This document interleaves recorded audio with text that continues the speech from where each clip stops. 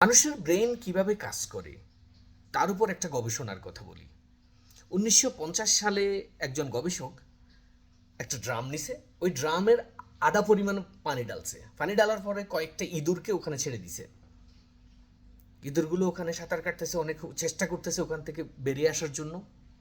Drum থেকে ইঁদুর বেরো কোনো সুযোগ নেই, জামও দিতে পারতেছে না। 15 মিনিট পরে ইঁদুরগুলো ক্লান্ত হয়ে গেছে, মরে যাওয়ার অবস্থা হয়েছে। উনি তাড়াতাড়ি সবগুলো ইঁদুরকে পানি থেকে ছেঁকে তুলে রেখেছে। তার কয়েকদিন পরে এই একই গবেষণা উনি আবার করছে, আবার ইঁদুরগুলাকে ওই পানিতে ছেড়ে দিছে। উনি লক্ষ্য করে দেখলেন ওই দিন 60 ঘন্টা 60 আওয়ার্স এই ইঁদুরগুলো ওখানে সাঁতার কাটতেছে, চেষ্টা করতেছে, ছটপট করতেছে বাইরে আসার জন্য। প্রথম দিন কিন্তু 15 মিনিটের মধ্যে ইঁদুরগুলো ক্লান্ত হয়ে গেছে, হাল ছেড়ে দিচ্ছে, মরে যাওয়ার পর্যায়ে এসে গেছে। দ্বিতীয় দিন 60 ঘন্টা।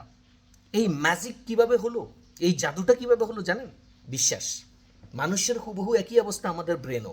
আমরা যদি কোনো কিছু ধরে নিই যে আমি এটা পারবো, আমার পক্ষে এটা সম্ভব, যেটা 15 মিনিটে হাল ছেড়ে দিয়েছিল সেটা 60 ঘন্টা পর্যন্ত কন্টিনিউ করতে পারে।